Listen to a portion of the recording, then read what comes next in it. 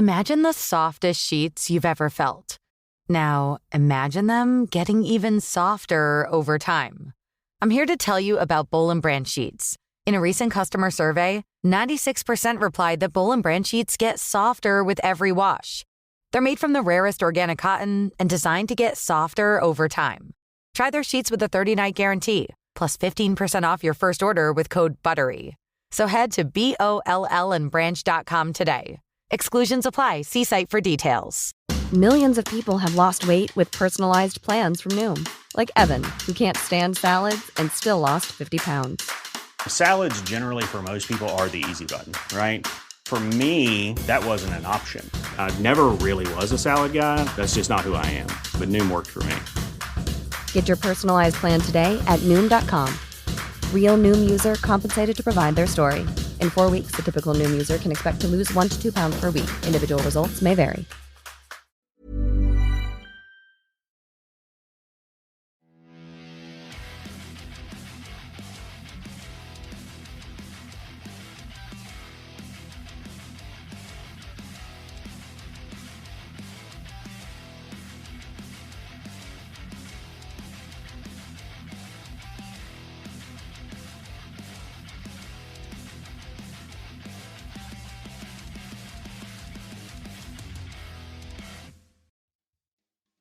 Hi guys, welcome to this week's episode of Heavy Metal Tones with me, your podcast host Tony Evans. On day of recording, this is Anzac Day, the day where we commemorate the fallen soldiers of the Australian and New Zealand Corps that fell at Gallipoli and all other wars around the world that Australian and New Zealanders have been, and the Commonwealth, let's be fair, have sadly lost their lives too. So this is quite a somber day, but it's also a day of a celebration of the freedom these people gave us. They gave their lives to give us. So we should be free and we should be thankful. Anyway, I usually record on a Monday, but yesterday was a bit of a day for me, so I'll do it today, which is Anzac Day. So I'm not working, so it made it easier. But yeah, it's a lovely sunny day here. So my voice is a bit croaky. I've been suffering from this stupid cold for a couple of weeks, and we went for a long walk this morning and I'm just a bit dry. 1 second. And you'll see that on my TikTok video, actually. If you want to come over to my TikTok, it's up to you. I don't really mind if you don't, but it's there. Anyway, so this week's episode is part 4 of the Women in Rock month of April. Now, normally I was going to have in my plans to interview a particular performer for a particular reason for April. This is falling apart because this particular performer, she's got some exciting information to come out. So I'm going to wait, and I promise we wait and release it in sometime in May when the information is released, so that she can promote the exciting information, but also just because I want her to get as much out of the interview as we can get for her, because performers, rightly big or small, live or die by the media these days, more so than ever. So if we can use information like small outlets like mine, with a small audience, a smallish audience, it's good to get it out there and spread the word. So yes, I'm happy to do that. Now, also she leads a very busy life, so it's just getting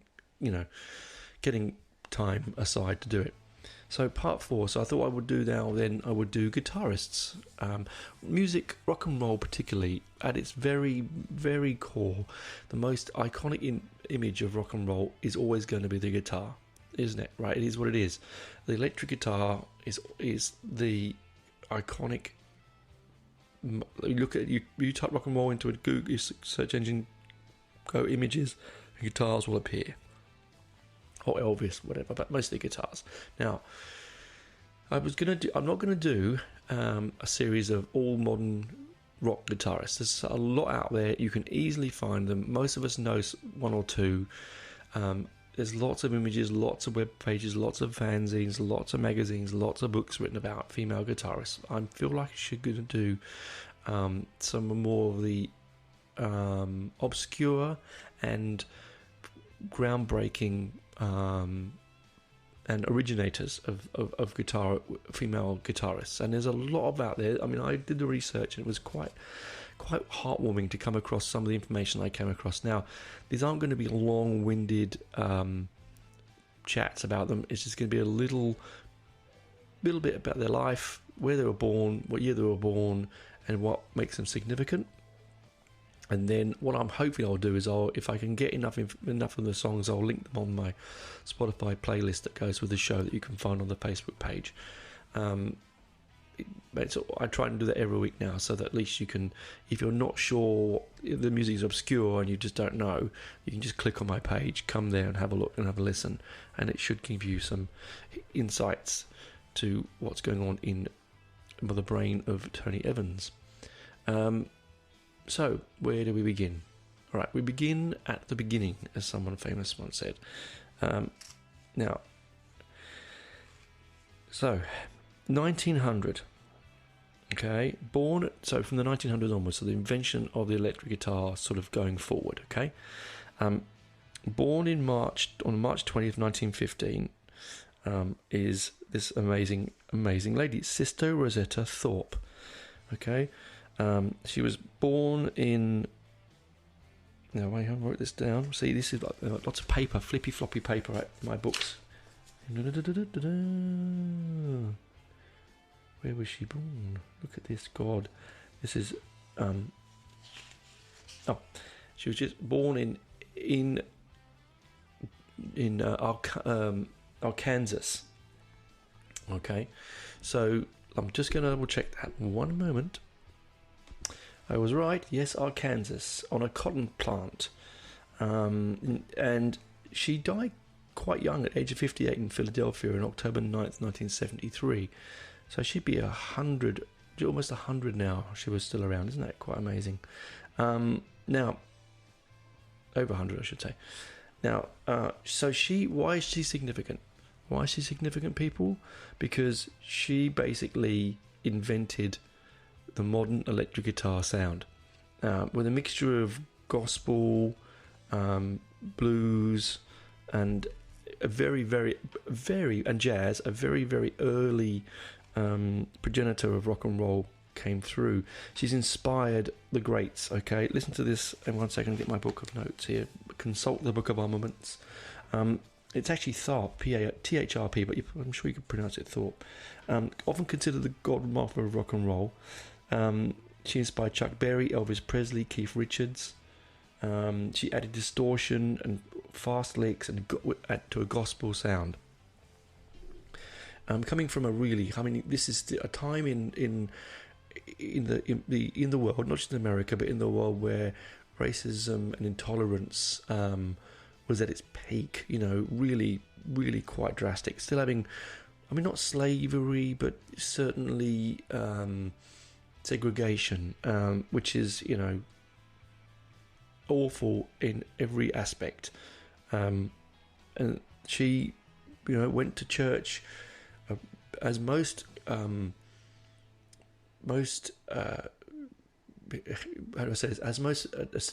descendants of the slave trade, they were very religious people, and still are, because they are thankful for what they have once they got out. It's like anything, you pray to God if that's your way inclined to get away, to take you away from the suffering. And when it comes, you have to have faith. If you don't have faith in something, in that kind of life, you're going to just fall into despair and fall apart. So they had to have something to reach for.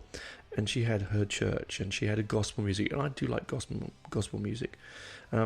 She also inspired Little Richard, Johnny Cash, Carl Perkins, Jerry Lee Lewis, and Eric Clapton, of all people. Okay.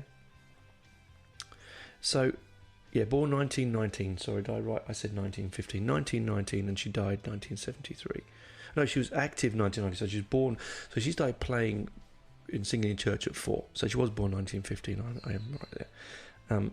My handwriting is terrible. I should have been a doctor. I really should have been. I actually tried really hard to write this quite late this week. I'm going to read sort of verbatim from a little section here, okay? willing to cross the line between sacred and secular by performing her music of light in the darkness of nightclubs and concert halls with big bands behind her. Tharp pushed spiritual music into a mainstream and helped pioneer the rise of pop gospel, beginning in 1938 with a recording Rock Me, her hit in 1939, This Train. Her unique music has a lasting mark on more conventional gospel artists such as Ira Tucker Sr. Of the Dixies Hummingbirds, while she offended some conservative churchgoers with her forays into the pop world, she never let gospel music behind. So she did play with a band called the Jordanaires as well. And so she took that sort of burgeoning new instrument that had some, the electric guitar, and sort of did things to it like a lot of these pioneers do. To me, that's progressive. I would put her as a progressive performer, because she's taken musical form and she's progressed it beyond what it was normally would be. And what a fantastic thing to do. Firstly, she's a woman of coloured origin. She's suppressed and repressed by, and segregated. She probably she would be still considered property of her husband, and it's crazy. Yet she, with all the love and soul in her heart and all the passion of music, created this great sound, and I really love it. I would honestly urge you to, and there are recordings, you can hear them. They're on. I will link them to my Spotify. You can find it. If you can't find it on Spotify and I can't find it there, it'll be on YouTube, and I'll link it on YouTube. Full of energy, full of life, brash, colourful, and I'm sure that there has been many a book written about her, but she's certainly one of those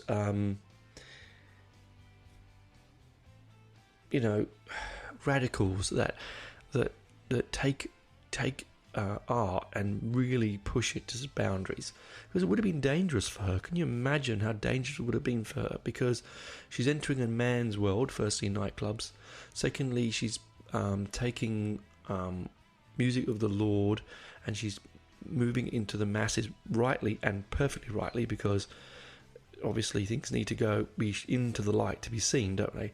But there'll be people out there that would have found her dangerous. As I said, the older members of the church and the community would have thought she was a radical and nonconformist, and would have been something to be wary of. But isn't that amazing? And we talk about radicals like John Lydon and Elvis Presley, and and the Beatles and the Beach Boys and all these people that we do in this, and I'm going to mention later on the Joni Mitchells. We talk about these people as if like they're the first people that ever did it, but clearly, no, they're not.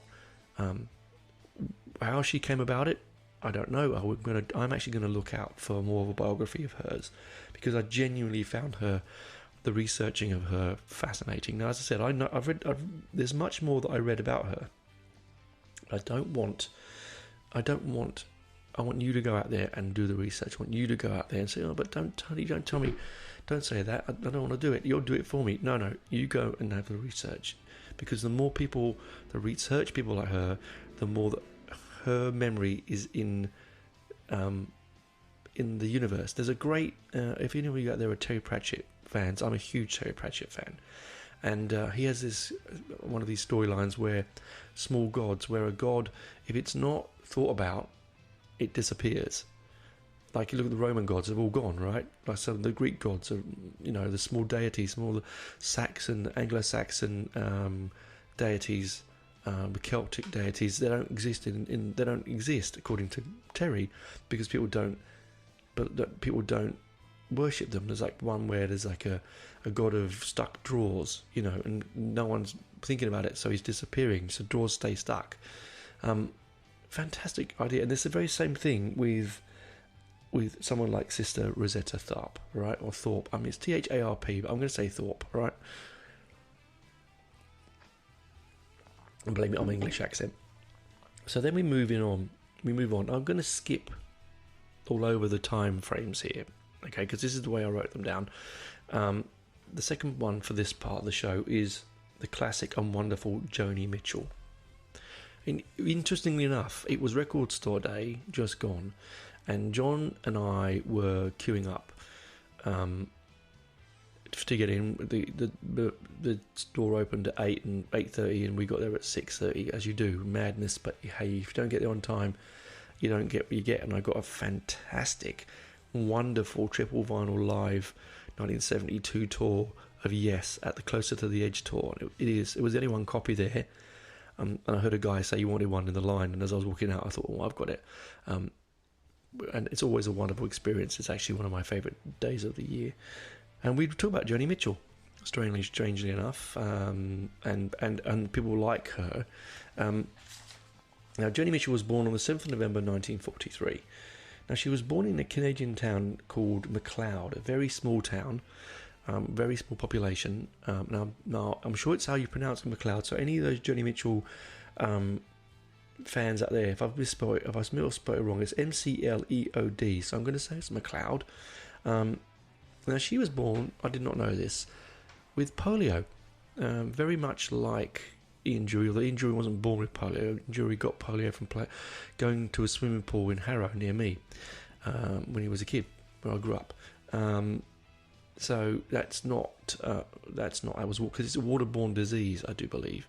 But she got and lived in a home of extreme high poverty and hardship. I can imagine it being. I don't know Canada that well, so my Canadian listeners, sorry if I offend you, but I'm sure where she was raised, it was quite in the 40s. It would have still been out, frontier land in some of those areas, and it would have been cold.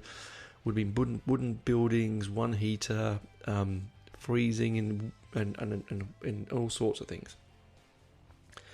Now, she's quite a maverick, nonconformist, is our Joni Mitchell. I think, anyway. She's one of the, it's what most people think of her as one of the greatest songwriters of all time, and I generally also feel that as well. Very few songwriters, when you write them, when you put them in a list, are female. I mean there's shitloads of female songwriters. That's not what I meant. Is when you think of when you put your list down, and this might be me as a male and my misogynism. I don't know. I'm not a misogynist, by the way, but you know what I mean. My male brain, I think of Elvis Costello, John Lennon, Paul McCartney, Billy Bragg. People like that, they're the people I tend to think of as amazing songwriters, lyricists, I should say. But Joni stands apart because she's of that time of a period of protest music. I don't like protest music. I've said this before on this show. I find the hippie protest scene unsatisfying and it didn't do anything for me, right? It doesn't do anything for me, and I don't think it did anything for the world. It made some great music. I mean, the Cat Stevens music is beautiful. All of that 60s protest stuff is wonderful music. It just didn't do it. It didn't do anything. Sitting around in a field, putting flowers in your hair, telling people to be peaceful, man, is not changing the world in any way, really. I've said it. I don't want to go on it before, but that's what I've said before, and generally that's how I feel. Anyway, they forget about her contribution. They think of her as an amazing songwriter, but they forget about her contribution as a guitarist. She inspired Dylan, Prince, and more modern Bjork, and people like Taylor Swift. She had this unorthodox tuning. I think John and I were talking about this again, actually, because she taught herself. So it was like, I'll tune it in a way that sounds good to my ear, which at my very core, I find that marvellous and exciting and wonderful, because me as a self-taught bass guitarist and a guitarist, I hate the term bass guitar, but bass as an instrument, as a self-taught musician, I had to learn things that weren't orthodox to make it sound. I mean, I sat in my bedroom for hours upon hours playing my bass like a lead because I had no other instruments to play with it at that time. So my sound actually derives more like Lemmy's sound, but and very much also like Chris Squire's in some respect from Yes. That and John Entwistle from The Who, I think I also got inspiration there because they played their instruments like a lead instrument or even a rhythm instrument. It is a rhythm instrument, you know what I mean? It's not just, more textures to their bass lines. It was the same with her. She had intricate picking style. An intricate picking style was unmistakably hers, and it's so her and so copied now. When you listen back to any of her music, and I'll put some of her pieces on that, as I said, in that top 10, you can really pick a Joni Mitchell guitar picking. You really can, okay? She uses these sort of, because she had very weak hands because of the polio, she uses these percussive slaps and taps on her guitar to create rhythms and to create power and movement. She also really liked a lot of open tuning because, again, weakness in her hands, couldn't hold a lot of those structures and the chords, so she liked a lot of open tuning. And also this together makes this fantastic rock sound. Now, would you put Joni Mitchell and even, just be honest, Sister Rosetta in the rock realm? Yes, I would, because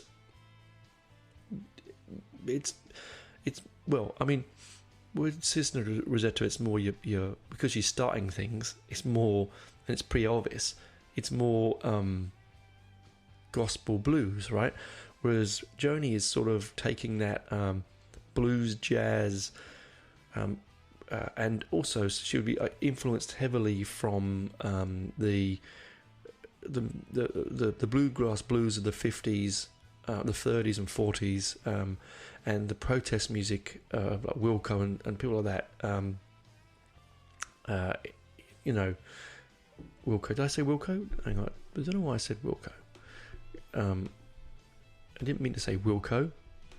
No, I did mean to say Wilco. I also meant to say Woody Guthrie as well.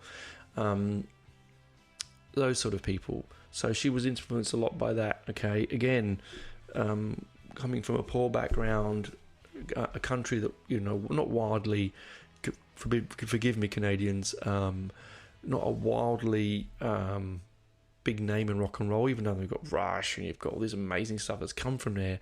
Yes, but it was not a country that jumps off your lips in the 50s, the 40s, 50s and 60s in rock and roll. You would have gone US, UK, wouldn't you? And you wouldn't have gone Canada.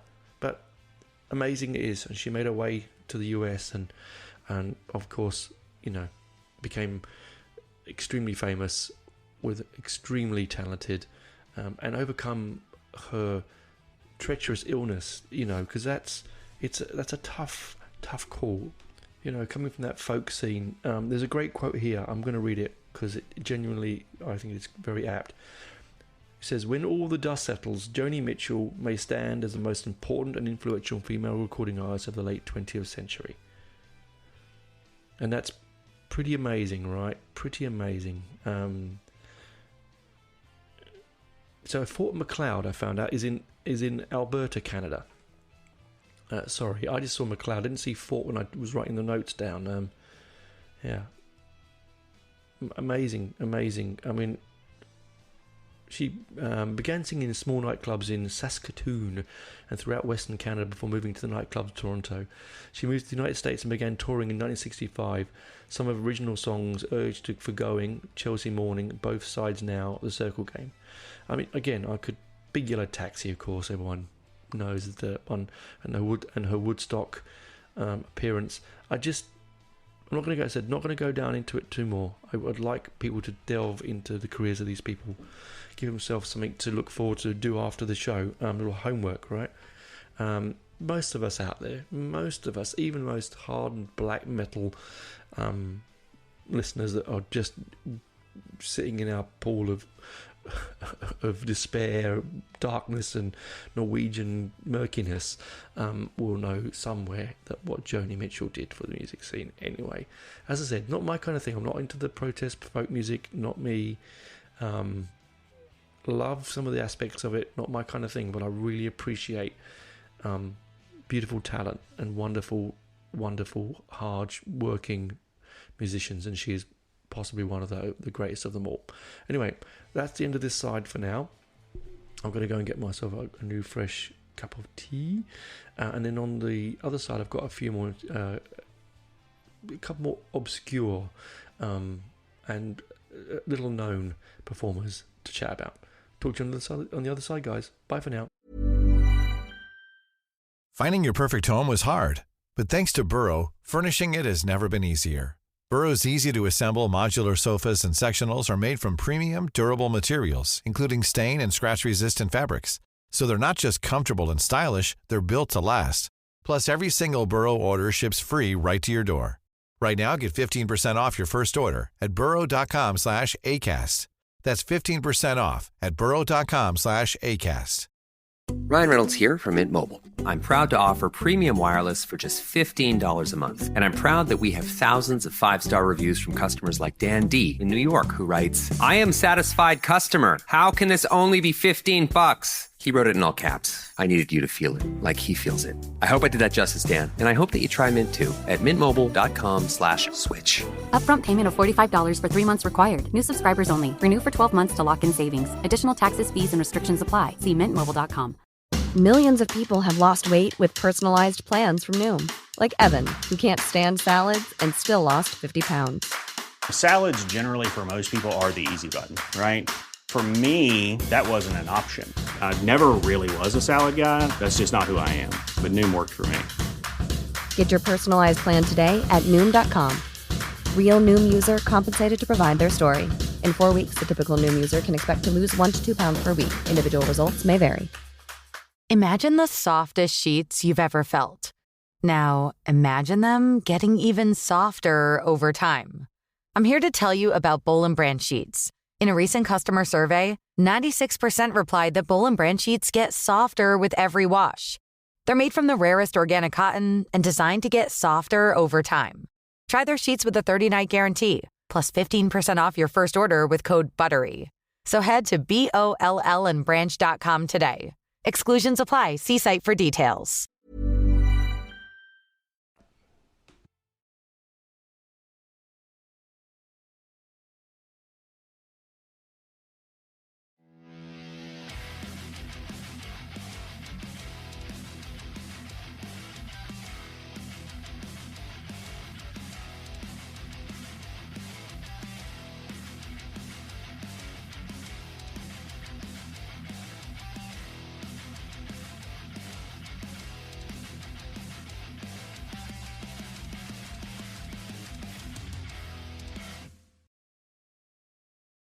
Welcome back to part 2 of Heavy Metal Tones, the last of the April Women in Rock episodes. This one, as I said, as you've listened to the first part, hopefully, guitarists in rock, women guitarists, more of the ones you wouldn't know too much about, and the occasional one you will know about.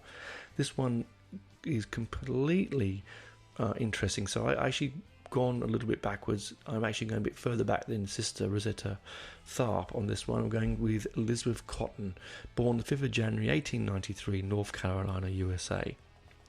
Elizabeth Cotton was most of us out there have never heard of her, right? And I'm going to be hands up. I was one of those people. Sorry, Russell. Okay, make my notes. But we have all to know that there's a timeless classic that she performed and recorded called Freight Train. Now, those that don't know what Freight Train is, if you want to pause this, go to YouTube, Google Elizabeth Cotton Freight Train, listen to it, and you might find yourself in a whole rabbit hole of wonderful blues, rock and roll, that will take you somewhere else. Now, if you're not a lover of the blues, that's fine. Well, I've had that conversation with you guys before on the show about where have the blues gone. Everyone knows my, or should know by now, my absolute love for blues. And so when I come across people like Elizabeth Cotton, it surprises me that I didn't know about her before. Again, born on a cotton plantation, born of an era even before Sister Rosetta, so 20 18 years before, still in the 1800s, the oppression and the violence towards people like her was even greater then. And even though we'd gone through the abolition of slavery, it still really existed in some pockets or another. Maybe not physically, but certainly emotionally and mentally.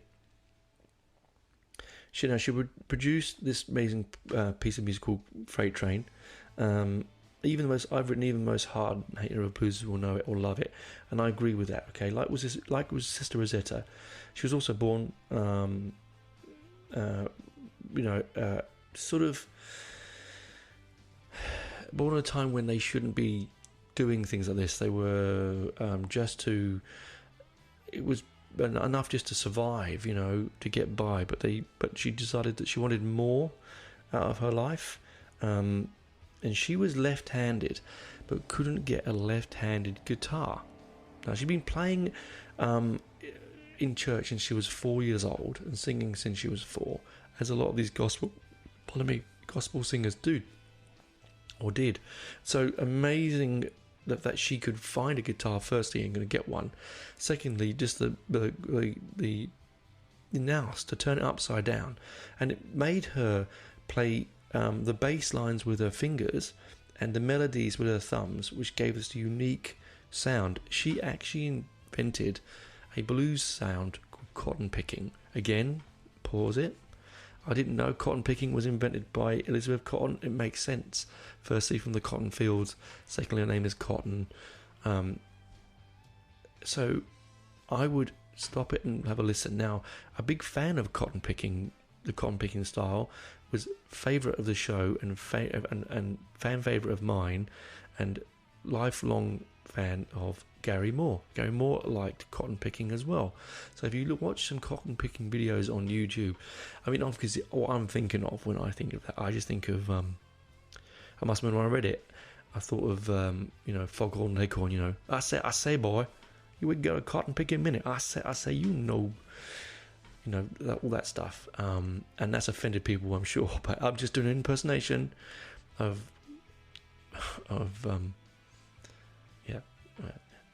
that famous cartoon. Okay, I say, boy. Anyway, amazing, right? Very little of hers actually exists to listen to.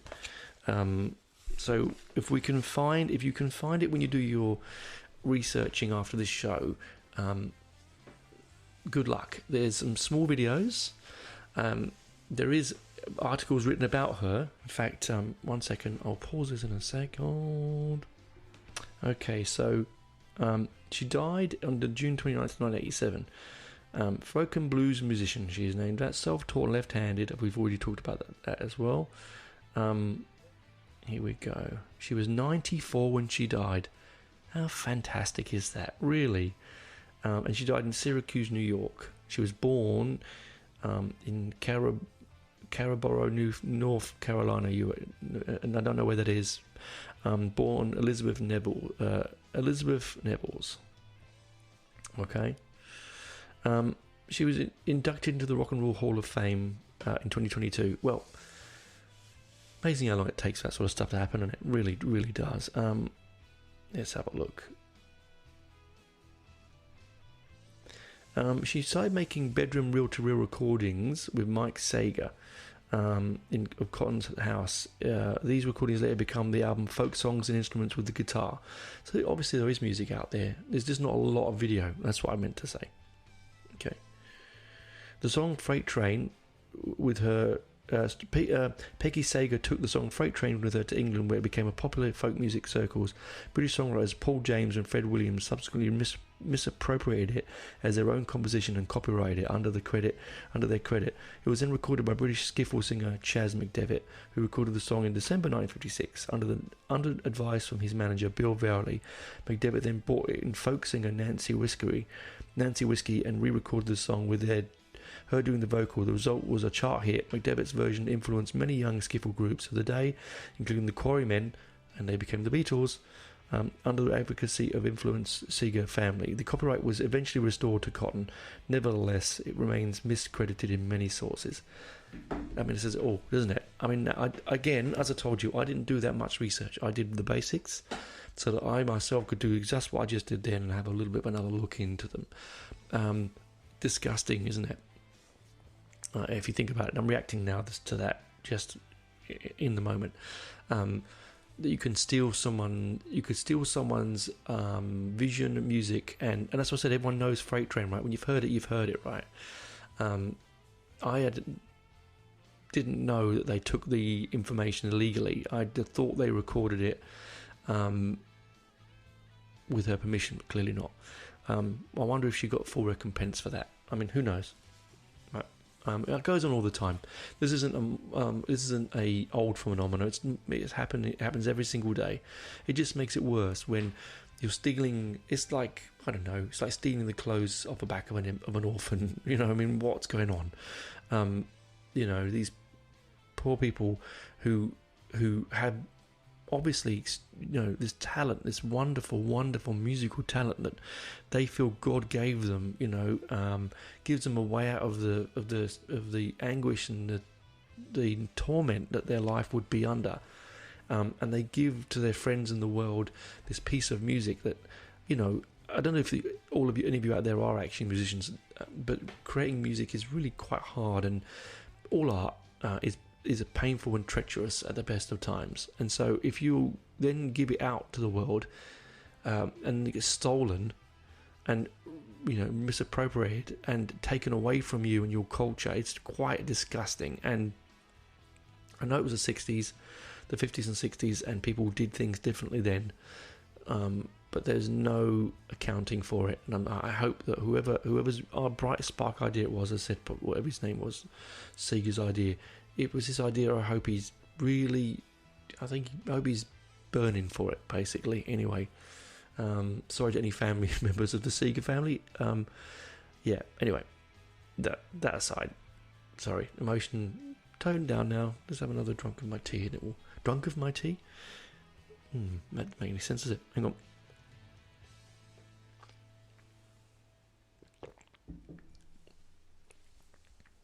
Oh, that's better. Yes, so all emotions aside, so amazing. Dig in, have a look, okay? Wonderful, the wonderful Peg, the wonderful Elizabeth Cotton.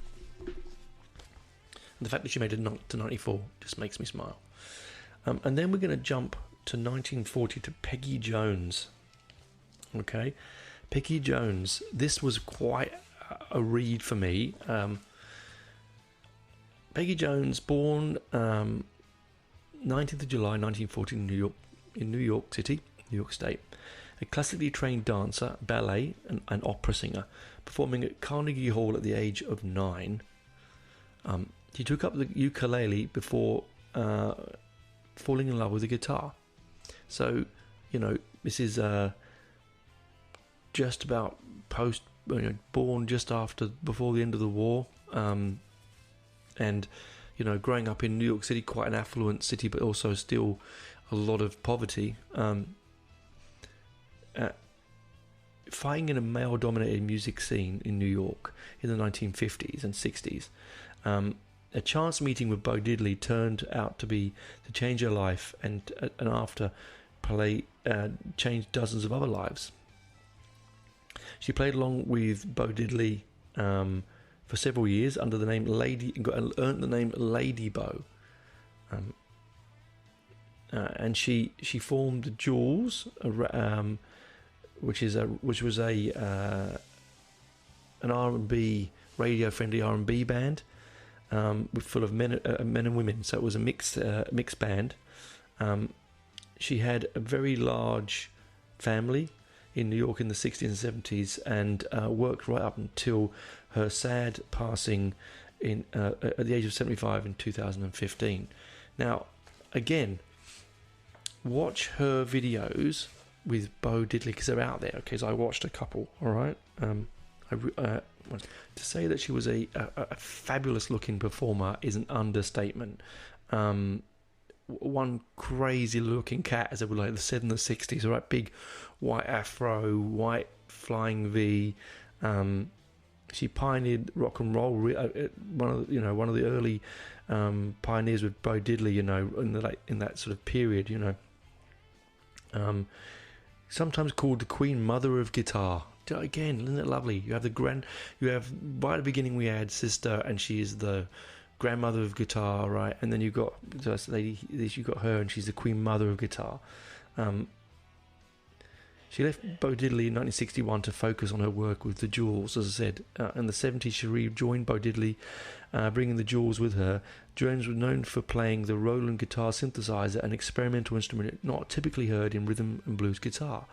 So really fantastic, because she's coming into that disco scene, that time post-punk, post-glam, pre-punk, pre-glam, sorry.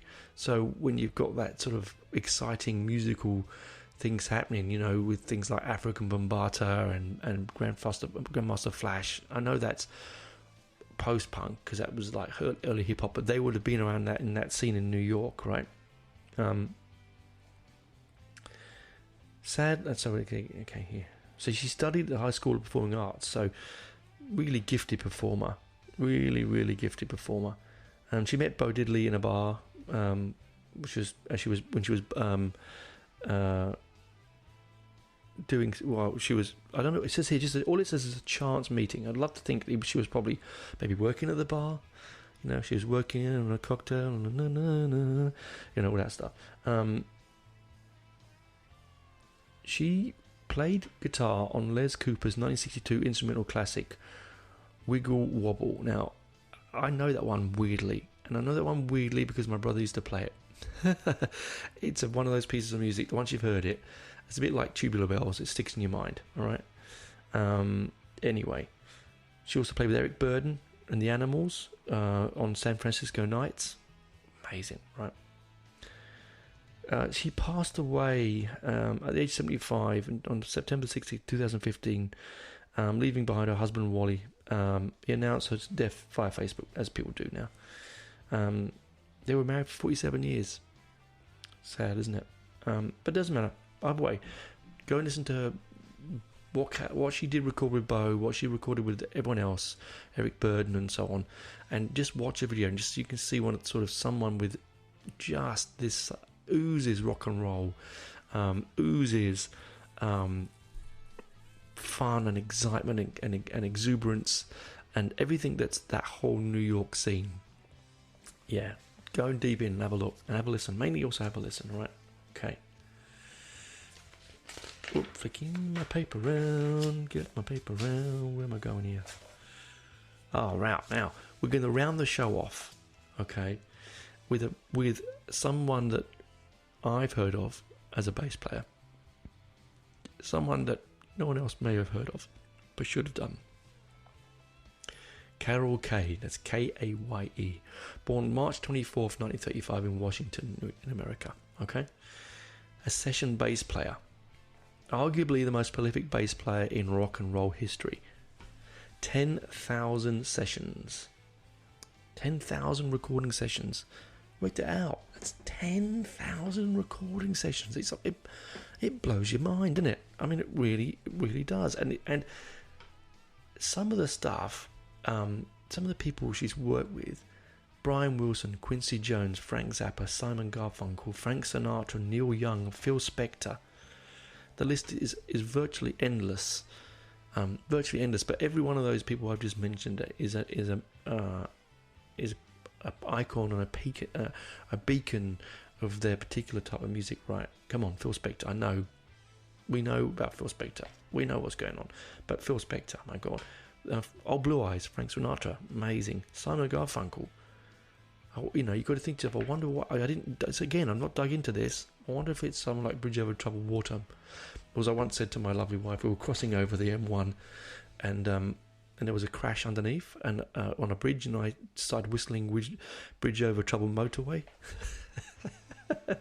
Oh well, those were the days when she laughed at my jokes. All right, okay.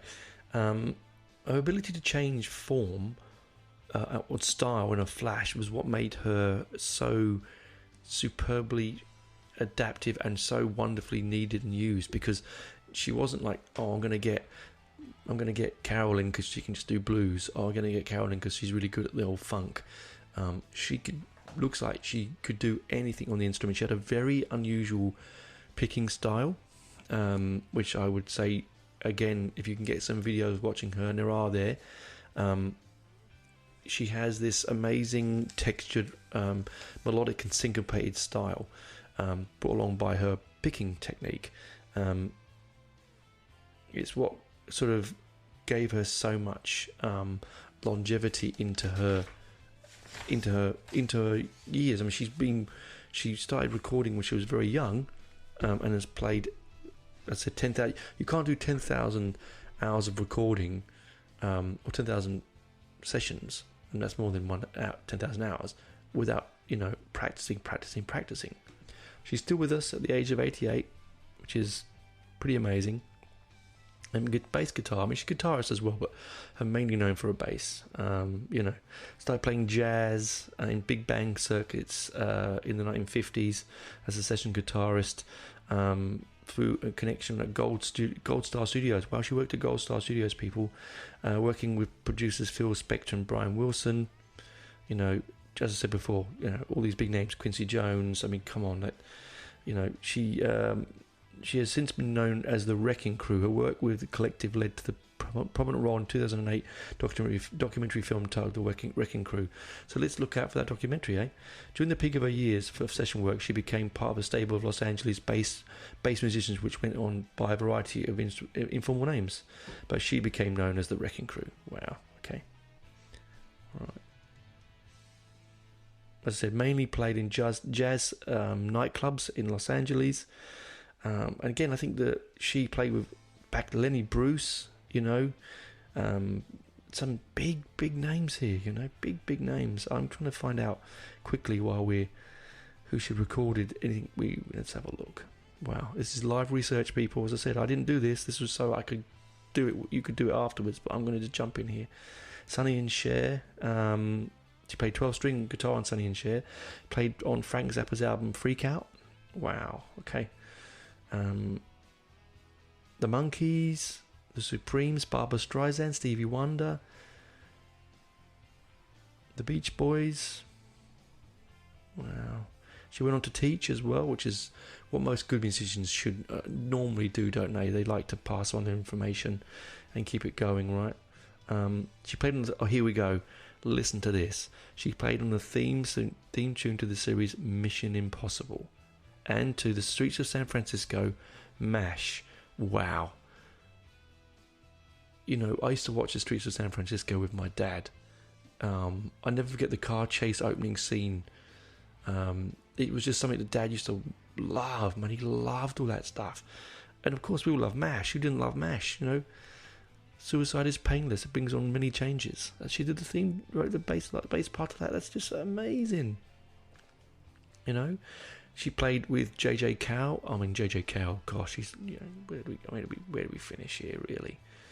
I mean, that's it. I'm not going to go any further. I need you to do some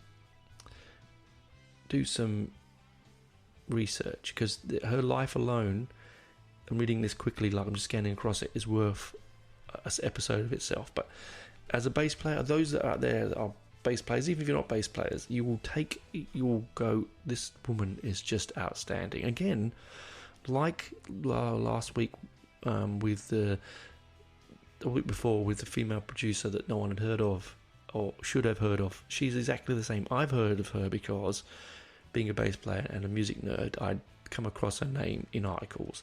I never really thought much about it until I started to do this show, and you think, amazing. In a male-orientated world, they get Carol to do these bass parts, and obviously she's extremely gifted, because she wouldn't be that prolific if you weren't that gifted. I'd like to think that she got paid the equivalent to everyone else, but and I know deep down in our souls, people, that isn't going to be the case. But then again, you don't always do it for the money. I love doing this show every week, and I don't get a cent for it, right? Not a shekel, not a dime, not a denarii, all right? Half a denarii for my only bloody life story. No, I didn't get. There's your Life of Brian quote there, John. Just chucked it in for you. Look, that's it for this week. That's it for the month of April for Women in Rock. Let's just have a moment to think. Say thanks for the equality that we have in music, that we can not worry about gender, race, religion, creed, colour of skin, sexual preference, religious preference. We can just enjoy what comes forth from our creative souls, whether it be rock and roll, whether it be blues, jazz, pop, rock, disco, EDM, ambient, folk, whatever rocks your boat. Clearly you're in this episode because you like heavy metal or rock and roll or rock in general, and so hopefully it's opened your eyes a bit more and you go and expand your borders, so that guy and woman, guys and girls in their basements, in their corpse paint, listening to their behemoth albums, maybe this might spread your wings a little and give you a little bit of light and joy in your life. And if it doesn't, who cares, man, right? It did for me. So do your homework, research these names. I have so many more I could have mentioned, and I've written them down, but time frames and constraints, guys. Time frames and constraints. Anyway, that's me for this week. That's me for April. As I said, there's an episode coming up at the end of the week, an interview with Udo Dirkenschneider from Accept and UDO. I loved it. It was a great interview. I'm sure you'll enjoy it. The mic this time actually worked really well. Clearly, I just buggered up on the first two I ever did. But, we were learning. I was learning, right? My first two ever. It happens, right? Content was good, though. At the end of the day, that's what it's about. It's content, isn't it? You can put a crackly record on. As long as the music it's underneath the crackle is amazing. Does it matter? Not really. Anyway, bye-bye for now. Keep safe. Keep rocking. And do your research. Bye-bye.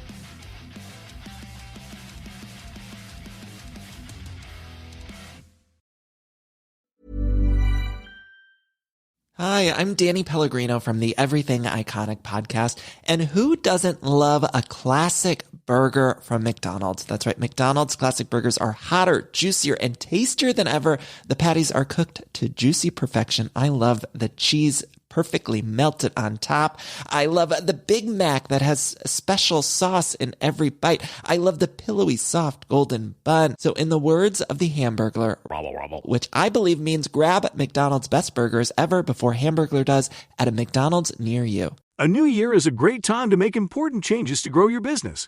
But if you're stuck in the trenches of daily tasks like managing order fulfillment, you can't focus on what really matters, increasing sales.